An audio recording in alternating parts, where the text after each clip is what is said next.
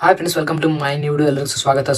So ಯಾರೆಲ್ಲ ಬ್ರಾಹ್ಮಣ ಸಮಾಜದವ್ರು ಬರ್ತಾರೆ ಅವ್ರಿಗೆ ಗುಡ್ ನ್ಯೂಸ್ ಅನ್ಬೋದು. ಯಾಕಪ್ಪ ಅಂತಂದ್ರೆ ನಿಮಗೆ ಗೌರ್ಮೆಂಟ್ ಕಡೆಯಿಂದ ಏನಪ್ಪಾ ಅಂತಂದ್ರೆ 1 ಲಕ್ಷದಿಂದ 2 ಲಕ್ಷದವರೆಗೂ ನಿಮ್ಗೂ ಸಹಾಯಧನ ಕೊಡ್ತಾರೆ ಅಂತ.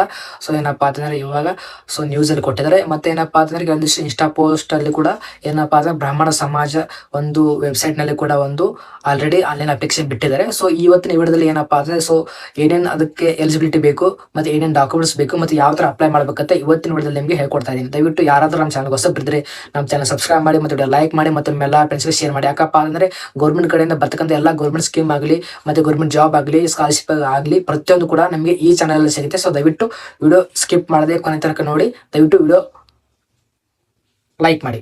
ಸೊ ಯಾವ ತರ ನಾನು ಅಪ್ಲಿಕೇಶನ್ ಹಾಕ್ತೀನಿ ನೋಡ್ತಾ ಇರಿ. ಸೊ ಇಲ್ಲಿ ನೋಡ್ಕೊಳ್ಳಿ, ಮೊದಲು ಏನಪ್ಪಾ ಅಂತಂದ್ರೆ ಇದು ಬಂದ್ಬಿಟ್ಟು ಕರ್ನಾಟಕ ರಾಜ್ಯ ಬ್ರಾಹ್ಮಣ ಅಭಿವೃದ್ಧಿ ಮಂಡಳಿ ಅಂತ. ಸೊ ನೆಕ್ಸ್ಟ್ ಬಂದ್ಬಿಟ್ಟು 2026-2027 ಸಾಲಿನ ವಿಪ್ರ ಸ್ವ ಉದ್ಯಮ ನೇರ ಸಾಲ ಯೋಜನೆಗೆ ಅರ್ಜಿ ಆಹ್ವಾನ.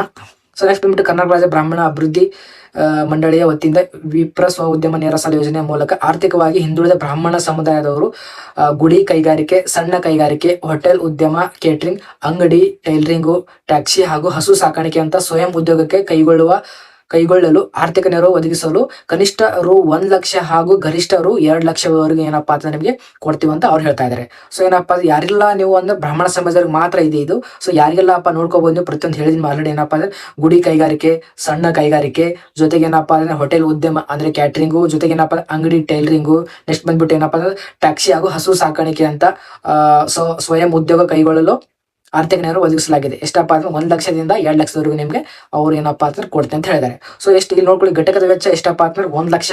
ಒಂದ್ ವೇಳೆ ನೀವು ತಗೋತಾ ಇದ್ರೆ ಸಾಲ, ಅದ್ರಲ್ಲಿ ಏನಪ್ಪಾ ಸಹಾಯಧನ ಎಷ್ಟಪ್ಪ ಅಂದ್ರೆ 20,000 ನಿಮ್ಗೆ ಸಹಾಯಧನ ಆಗುತ್ತೆ. ಸೊ ನೆಕ್ಸ್ಟ್ ಬಂದ್ಬಿಟ್ಟು ಏನಪ್ಪಾ ಉಳಿಕೆ ಸಾಲದ ಮೊತ್ತ ಎಷ್ಟಪ್ಪ ಅಂದ್ರೆ 80,000 ನೀವು ತುಂಬಬೇಕಾಗುತ್ತೆ. ವಾರ್ಷಿಕ ಬಡ್ಡಿ ದರ ಎಷ್ಟಪ್ಪ 4 ಬಡ್ಡಿ ದರ ಅಂತೆ 4% ಬಡ್ಡಿ ದರ ಅಂತ ನಿಮ್ಗೆ ಏನಪ್ಪಾ ಅಂದ್ರೆ ನೀವು ಬಡ್ಡಿ ತುಂಬಬೇಕಾಗುತ್ತೆ. ಸೊ ಸಾಲ ಮರುಪಾವತಿ ಏನಂದ್ರೆ 34 ಕಂತುಗಳು ಬರುತ್ತೆ. ಸೊ ನೋಡ್ಕೊಳ್ಳಿ 12, 12, 24, 36. ಸೊ ಏನಪ್ಪಾ ಅಂದ್ರೆ ನೀವು 3 ವರ್ಷದ ಒಳಗಡೆ ನೀವು ಏನಪ್ಪಾ ಅಂತಂದ್ರೆ ತುಂಬಬೇಕಾಗುತ್ತೆ ಮೊತ್ತ. ಸೊ ನೋಡ್ಕೋಬಹುದು ಏನಪ್ಪಾ ಅಂದ್ರೆ 2 ಲಕ್ಷ ನೀವು ತಗೊಂಡ್ರೆ ಎಷ್ಟಂದ್ರೆ 40,000 ಸಹಾಯಧನ ಸಿಗುತ್ತೆ. 1,60,000 ನೀವು ಏನಪ್ಪಾ ಅಂದ್ರೆ ತುಂಬಬೇಕಾಗುತ್ತೆ.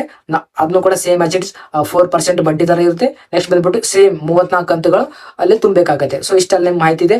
ಸಾಮಾನ್ಯ ಅರ್ಹತೆಗಳು ಸೊ ನೋಡ್ಕೊಳ್ಳಿ ಏನೇನು ಬೇಕು ನೀವು. ಅರ್ಜಿದಾರರ ಕರ್ನಾಟಕ ರಾಜ್ಯದ ಕಾಯಂ ನಿವಾಸಿ ಆಗಿರ್ಬೇಕು. ಬ್ರಾಹ್ಮಣ ಸಮುದಾಯದ ಸಾಮಾನ್ಯ ವರ್ಗಕ್ಕೆ ಸೇರಿದ ಅರ್ಜಿದಾರರು ಚಾಲ್ತಿಯಲ್ಲಿರುವ ಆರ್ಥಿಕವಾಗಿ ಹಿಂದುಳಿದ ಪ್ರಮಾಣ ಪತ್ರ EWS ಪ್ರಮಾಣ ಪತ್ರ ಹೊಂದಿರಬೇಕು. ಸೊ EWS ಪ್ರಮಾಣ ಪತ್ರ ಅಂತ ನೀವು ನಾಡ ಕಚೇರಿಯಲ್ಲಿ ನೀವು ಅಪ್ಲಿಕೇಶನ್ ಹಾಕಬಹುದು. ನೀವು ತಹಸೀಲ್ದಾರ್ ಆಫೀಸ್ಗೆ ಹೋಗಿ ನೀವು ಅಪ್ಲೈ ಮಾಡಿ. ಒಂದ್ ವೇಳೆ ನಿಮ್ಗೆ ಅದ್ರ ಪರವಾಗಿ EWS ಪರವಾಗಿ ಅಪ್ಲಿಕೇಶನ್ ಹೇಗೆ ಹಾಕ್ಬೇಕಂತ ನಿಮ್ಗೆ ಗೊತ್ತಾಗಲಿದ್ರೆ ಕಮೆಂಟ್ ಮಾಡಿ. ಸೊ ಯಾವ ತರ ನಿಮ್ಗೆ ಒಂದು ಅಪ್ಲಿಕೇಶನ್ ಹಾಕ್ಬೇಕಂತ ಹೇಳ್ಕೊಡ್ತೀನಿ.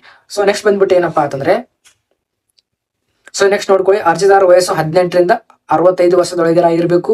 18ರಿಂದ 65 ವರ್ಷ ಒಳಗರಾಗಿರ್ಬೇಕು. ನೆಕ್ಸ್ಟ್ ಬಂದ್ಬಿಟ್ಟು ಒಂದು ಕುಟುಂಬದಿಂದ ಒಬ್ಬರು ಮಾತ್ರ ಅರ್ಜಿ ಸಲ್ಲಿಸಬಹುದಾಗಿರುತ್ತೆ. ಏನಪ್ಪಾ ಅಂದ್ರೆ ಒಂದು ಕುಟುಂಬದಲ್ಲಿ ಎಷ್ಟಪ್ಪಾ ಅಂದ್ರೆ ಒಬ್ಬರೇ ಮಾತ್ರ ನೀವು ಅಪ್ಲಿಕೇಶನ್ ಹಾಕ್ಬಹುದು.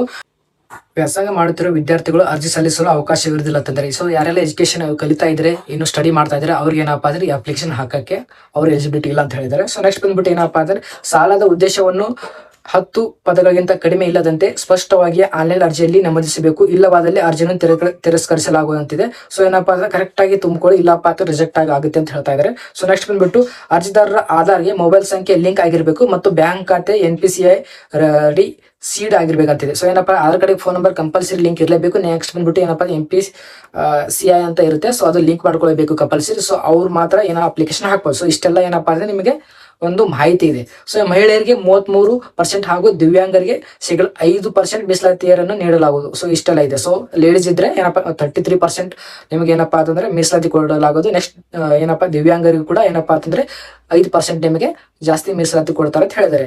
ಸೊ ಅಪ್ಲಿಕೇಶನ್ ಹಾಕ್ಬೇಕಂತ ನೋಡ್ಕೊಳ್ಳಿ. ಮೊದಲು ಆನ್ಲೈನ್ ಮುಖಾಂತರ ಅರ್ಜಿ ಸಲ್ಲಿಸಲು ಕೊನೆಯ ದಿನಾಂಕ 31/8/2026 ಸಂಜೆ 5 ಗಂಟೆವರೆಗೆ ಇದೆ. 5:30 ಗಂಟೆವರೆಗೆ ಇದೆ. ಸೊ ಏನಪ್ಪ ಲಾಸ್ಟ್ ಡೇಟ್ ಬಂದ್ಬಿಟ್ಟು 31/8/2026 ಸಾಯಂಕಾಲ 5:30 ಗಂಟೆ ನಿಮಗೆ ಈ ಅಪ್ಲಿಕೇಶನ್ ಹಾಕ್ಬೋದು. ಸೊ ಅಪ್ಲಿಕೇಶನ್ ಹಾಕ್ಬೇಕಂದ್ರೆ ಸೊ ನೀವು ಎಲ್ಲಿ ಹೋಗಬೇಕು, ಇದೆ ನೋಡಿ ವೆಬ್ಸೈಟ್, ಅರ್ಜಿ ಸಲ್ಲಿಸಬಹುದಾಗಿದೆ.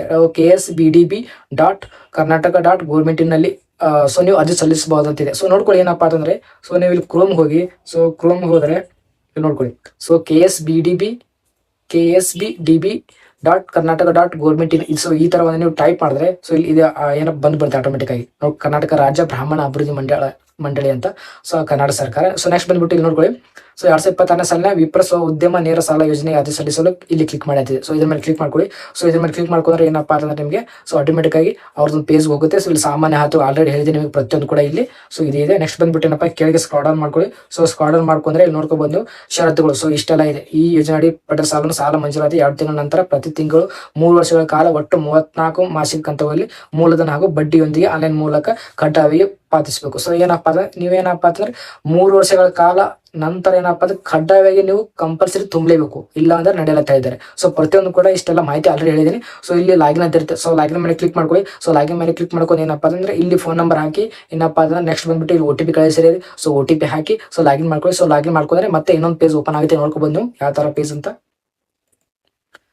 ಸೊ ಈ ತರ ಒಂದು ಪೇಜ್ ಓಪನ್ ಆಗುತ್ತೆ. ನೋಡ್ಕೊಬಹುದು ಇಲ್ಲಿ ಆಧಾರ್ ದೃಢೀಕರಣ, ನೆಕ್ಸ್ಟ್ ಬಂದ್ಬಿಟ್ಟು ಜಾತಿ ಪ್ರಮಾಣ ಪತ್ರ, ಕಾಸ್ಟ್ ಸರ್ಟಿಫಿಕೇಟ್ ಮತ್ತು ವೈಯಕ್ತಿಕ ವಿವರಗಳು ಮತ್ತು ಸಾಲದ ವಿವರಗಳು ಇದೆ. ಪ್ರತಿಯೊಂದು ಒಪ್ಪಂದ ಅಗ್ರಿಮೆಂಟ್ ಮತ್ತು ಅಪ್ಲಿಕೇಶನ್ ಎಲ್ಲ ಹಾಕಿದ ತಕ್ಷಣ ಪೂರ್ವಕ್ಷಣೆ. ಸೊ ಅಪ್ಲಿಕೇಶನ್ ಕರೆಕ್ಟ್ ಹಾಕಿದ ತಕ್ಷಣ ಇಲ್ಲಪ್ಪ ಅಂತಂದ್ರೆ ನೀವು ನೋಡ್ಕೋಬಹುದು ಸೊ ಕರೆಕ್ಟ್ ಇದೆ ಇಲ್ಲ ಅಂತ. ನೆಕ್ಸ್ಟ್ ಬಂದ್ಬಿಟ್ಟು ಅಂಗೀಕಾರ ಅಕ್ನಾಲಜ್ಮೆಂಟ್ ಅಂತಿದೆ. ಸೊ ನೀವು ಡೌನ್ಲೋಡ್ ಮಾಡ್ಕೊಳ್ಳಿ. ಸೊ ಡೌನ್ಲೋಡ್ ಮಾಡ್ಕೊಂಡು ಇಟ್ಕೊಳ್ಳಿ. ಸೊ ಏನಪ್ಪಾ ಅಂತಂದ್ರೆ ನಿಮಗೆ ಪ್ರತಿಯೊಂದು ಕೂಡ ಅವರು ಅಪ್ಡೇಟ್ ಕೊಡ್ತಾ ಇರ್ತಾರೆ. ಸೊ ಈ ವಿಡಿಯೋ ಇಷ್ಟ ಆದ್ರೆ ದಯವಿಟ್ಟು ವಿಡಿಯೋ ಲೈಕ್ ಮಾಡಿ, ಶೇರ್ ಮಾಡಿ, ಸಬ್ಸ್ಕ್ರೈಬ್ ಮಾಡಿ. ಸೊ ಸಿಗೋಣ ಮುಂದೆ ನೋಡಿದ್ರೆ. So thank you so much.